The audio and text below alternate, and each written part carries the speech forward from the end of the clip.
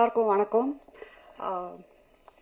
Media people எப்போதுமே support பண்ணியிருக்கீங்க. நான் இப்போ வரைக்கும் எல்லா படமும் எடுத்தது இங்கே இருந்து எனக்கு உங்கள் ஃபீட்பேக் கொடுத்துருக்குறீங்க. ஸோ காதலிக்க நேரமில்லை பார்த்துட்டும் நீங்கள் என்ன சொல்வீங்கன்ட்டு நான் அவளோட காத்துட்ருக்குறேன்.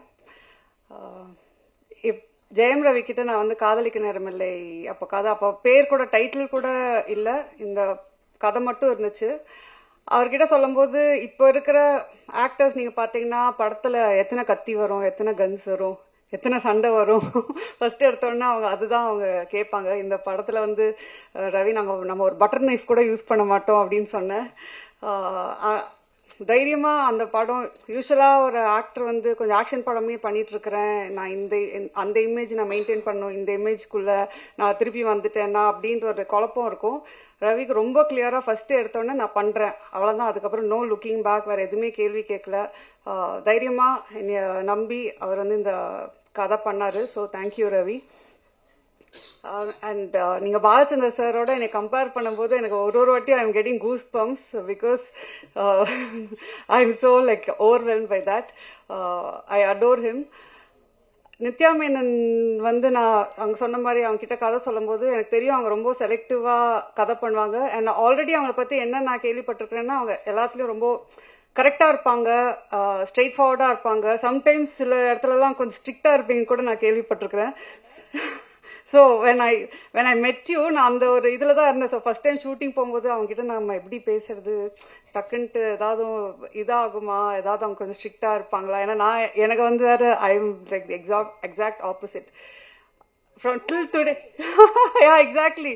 பட் அதுதான் வெளியில் ஏன் அப்படி பேர் உங்களுக்கு ஸ்ட்ரிக்ட் ஆஃபீஸர்ன்னு இருக்குன்னு தெரில. Till today I feel like that it's a friendship that is going to last foreverன்ற மாதிரி தான். ஸோ அந்த அளவுக்கு வந்து கம்ஃபர்ட், அந்த அளவுக்கு காதலிக்க நேரமில்லைக்கு ஒன் ஆஃப் த மெயின் பில்லர்ன்னு சொல்லலாம்.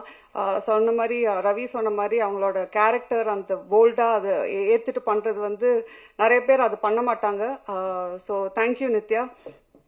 அண்ட் வினய் வந்து அவர் இந்த படத்தை ஓகே சொல்ல எனக்கு ஃபர்ஸ்ட் டைம் மீட் பண்ண படம் அவருக்கு கதை சொல்லும் போது அப்படியே யோசிச்சாரு, கிரு ஓகேயா இது வந்து எப்படி அது மாதிரி ஏதாவது டைப் காஸ்ட் பண்ண அதெல்லாம் எதுவுமே இல்லை Vinay. we have to break certain things in society. We have to normalize a lot of things அப்படின்னு சொல்லும்போது அவங்க okay I completely trust you அப்படின்னு சொன்னது தான். அவர் இன்னைக்கு வரைக்கும் அவர் ஃபுட்டேஜ் எப்படி என்ன ஏது எதுவுமே கேட்கல. அவர் வந்து ஐ திங்க் அதனால தான் அவர் one of the like best actors where he's willing to do different characters. In fact நான் அதுக்கு முன்னாடி 2-3 பேர் கிட்ட கேட்கும்போது அவங்களும் ஒரு பயத்தில் இருக்கிறாங்க. ஐ திங்க் ஒரு ஆக்டராக பயப்படவே கூடாது. You should try. லைக் நீங்கள் சொன்ன மாதிரி you might fail, it might not work out, but நீங்கள் ட்ரை பண்ணலன்னா தென் ஆக்டராக இருக்கும்போது நாங்கள் டைரக்டர்ஸ்லாம் more actors should come, more characters அப்போ தான் நாங்கள் எழுதுவோம், மோர் புதுசாக ட்ரை பண்ணுறதுக்கு நீங்கள் ஒரு ஸ்கோப் கொடுத்தீங்க. அண்ட் டிஜே பாண்டு வந்து நான் ஏற்கனவே சொன்ன மாதிரி அவங்க வந்து கொஞ்சம் ரொம்ப யோசிச்சாங்க. ஒரு சப்போர்ட்டிங் ஆக்டராக ஆனால் ரொம்ப இம்பார்ட்டண்ட்டான ரோலாக எனக்கு very close to my heart அந்த கேரக்டர். ஸோ ஃபர்ஸ்ட் வந்து இல்லை ஐ எம் நாட் டூயிங், நான் வந்து மெயின் லீட்ஸ் கொஞ்சம் பண்ணுறேன், பட் இது வந்து ஒரு ஸ்மால் பட் இம்பார்ட்டன்ட் ரோலாக இருந்துச்சு. ஃபர்ஸ்ட் பண்ணலன்ட்டாங்க. அதுக்கப்புறம் என் டீமில் வந்து ஒரு 20 பேர் ஃபோட்டோ காட்டியிருப்பாங்க, 20 பேரோட வீடியோஸ் காட்டினாங்க, எல்லாமே காட்டினாங்க. நான் எல்லாத்தையும் பார்த்துட்டு இருந்தேன், இவங்க நல்லா இருக்காங்க, ப்ரொடக்ஷன் எல்லாருமே சொன்னாங்க. எல்லாம் அந்த 20 பேரையும் பார்த்துட்டு வந்து திருப்பி நான் டிஜே பானுல தான் வந்து நிற்பேன். திருப்பி அவங்களுக்கு ஃபோன் பண்ணுவேன், கொஞ்சம் கன்சிடர் பண்ணுங்களேன், இல்லை பரவாயில்ல, திருப்பியும் ஒரு ரவுண்டு போகும். அது மாதிரி ஃபைனலாக வந்து சரி இவங்க நான் நடிக்கலைன்னா இவங்க என்னை விட மாட்டாங்கன்ற இதுலேயே அவங்க வந்து ஓகே சொன்னாங்க. So I am happy. நான் அவங்க கிட்ட சொன்னேன், ரஹ்மான் சார் வந்து அவங்களோட தீம்க்கு வந்து ஒரு சாங்கு அவ்வளோ பியூட்டிஃபுல்லாக அவனை போட்டு வச்சிருக்காங்க. So at least for that reason I think you should be really happy doing this film.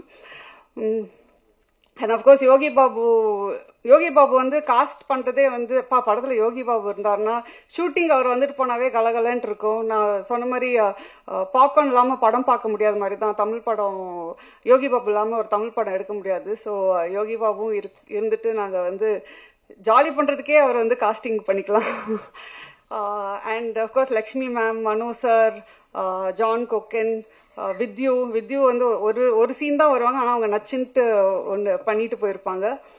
So எனக்கு வந்து ஐ திங்க் காஸ்ட் காதலிக்கு நேரமில்லையில் வந்து அது கதை எழுதுனது வந்து அப்படியே தூக்கி கொண்டு போய் அங்கே நிறுத்தது வந்து என்னோட காஸ்ட் தான். So thank you all very much. இந்த படம் வந்து நீங்கள் இப்போது ஒரு விஷுவல் பார்க்குறீங்க, ஒரு எடிட் பேட்டர்ன் பார்க்குறீங்க. இந்த படம் இந்த அளவுக்கு வந்து எனக்கு ரொம்ப திருப்தி கொடுத்துருக்குன்னா இவங்க 2 பேக் போன் தான் சொல்லுவேன். கேமிக் அவரோட விஷுவல் நீங்கள் படத்தில் பார்க்கும்போது I feel I have not seen a Tamil film like that, Gamik, till date at least, maybe in recent times. So எனக்கு அவ்வளோ நானே என்ஜாய் பண்ணி அந்த விஷுவல்ஸ் வந்து பார்த்துட்ருக்குறேன். அண்ட் கேமிக் பொறுத்த வரைக்கும் அவர் வந்து அகெயின் நோ ஈகோ. சம்டைம்ஸ் அந்த டைரக்டர் அண்ட் கேமராமேன் வந்து ஒன்றா ஜாயின் பண்ணதுக்கு ஒரு ஈகோ இல்லாமல் ஒரு கொலாபரேஷன் பியூட்டிஃபுல்லாக ஒர்க் அவுட் ஆகணும். அது எனக்கும் கேமிக்கும் நடந்துச்சு இந்த படத்தில். ஸோ அதனால தான் நீங்கள் சொல்ல மாதிரி இந்த படமே ஃப்ரம் பிகினிங் டு எண்ட் வந்து it was lovely shooting. Daily காலைல ஐயோ ஸ்கூலுக்கு போகணுமேன்றதுலாம் லை, ஜாலியாக ஸ்கூலுக்கு போகலாம் லஞ்ச் கட்டிட்டுன்ற மாதிரி தான் நாங்கள் எல்லாம் மீட் பண்ணுவோம். அண்ட் கிஷோர் சொன்ன மாதிரி அதாவது அந்த எடிட் ரூமில் நாங்கள் 2 பேரும் நிறையா கற்றுக்கிட்டோம்னு நினைக்கிறேன். ஒரு ஃபில்ம் மேக்கிங்னாவே அங்கே நிறையா விஷயம் நாங்கள் கற்றுக்கிட்டு டிஸ்கஸ் பண்ணி ஒரு ஷார்ட்டும் ஒரு இதுவும் நிறையா நாங்கள் வந்து சேஞ்ச் பண்ணி, but it was a learning experience for me and Kishore. அதுதான் சொல்லுவேன். ஸோ அஃப்கோர்ஸ் ப்ரொடக்ஷன் வந்து எல்லாரும் நினச்சிப்பாங்க இது ஏன் ப்ரொடக்ஷன் ஹவுஸ் அப்படின்றது. ஆனால் சத்தியமாக அப்படி இல்லை. ஒன்றுத்துக்கும் நான் அந்த கேள்விக்கு பதில் சொல்லணும். வந்து கேள்வி கேட்பாங்க, என்ன இந்த பட்ஜெட், என்ன இங்கே வேற என்ன அப்படின்னு கேள்வி கேட்பாங்க. அதுக்கு நான் வந்து I hope I was like producers director. நீங்கள் கொஞ்சம் வெளியில் அதை ஸ்ப்ரெட் பண்ணிங்கன்னா எனக்கு வேறு ப்ரொடக்ஷன் சான்சஸ் கிடைக்கும். So thank you. Of course Rahman sir பற்றி என்னால் வந்து எவ்வளோ மேடை போட்டாலும் பேசிகிட்டே இருப்பேன்னு நினைக்கிறேன். நான் அவர்கிட்டே வந்து பேசிகிட்டே இருப்பேன், சார் நீங்கள் எனக்கு அப்படின்ற மாதிரி அவர் வந்து சரிம்மா கண்ட்ரோல் யுவர் செல்ஃப்ன்ற மாதிரி தான் இருப்பார். ஒரு பாட்டும் போடும்போது நான் அப்படியே அங்கே வந்து அப்படியே சரி அப்படியே கண்ட்ரோல் பண்ணிகிட்டு இருப்பேன் என்னோட ஃபீலிங்ஸை. சூப்பராக பாட்டு ஒரு பாட்டுமே வந்து டைம் எடுத்து போட்டு try this out, if you don't like டெல்லுன்னு வேற சொல்லுவார். எனக்கு வந்து எப்படி அவருக்கு பிடிக்கல, ஃபர்ஸ்ட் ஆஃப் ஆல் எப்படி ஒரு ரஹ்மான் சார் பாட்டு பிடிக்காம இருக்க முடியும், பிடிக்கலனாலும் எப்படி சொல்றதுன்ற போது ஒரு பாட்டில் ஒரு எனக்கு சார் இது வந்து கொஞ்சம் அந்த மூடுக்கு செட் ஆகலை சார் அப்படின்னு சொன்னால் அப்படியா சரி ஓகே வேற போட்டு கொடுத்துடலான்னு தான். அவர் வந்து அதான் சொன்னேன், அவர் வந்து ஒரு லெஜெண்ட். ஆனால் அவருக்கே அது தெரியாது அவர் வந்து லெஜெண்டுன்றது தான். ஸோ அதுதான் அவரோட பியூட்டி, அவரோட நேச்சரு. எனக்கு வந்து I think all of us should strive to be like Rahman sir. அவர் அவ்வளோ ஒரு இதில் இருந்து கூட most humble person I've ever met. So I think இந்த ப்ராஜெக்டே எனக்கு ட்ரீம் கம் ட்ரூவாக வந்துச்சு. எல்லாரும் நீங்களும் இந்த படத்தை பார்த்து என்ஜாய் பண்ணுவீங்கன்றது தான் நாங்கள் இந்த படம் எடுத்திருக்கிறோம். So thank you very much and happy Pongal to every one. And of course நம்ம பிஆர்ஓ டீம் ரொம்ப கஷ்டப்பட்டு நிறைய வேலை செஞ்சு இந்த படத்தை ஓட வச்சிருவாங்கன்னு அப்புறம்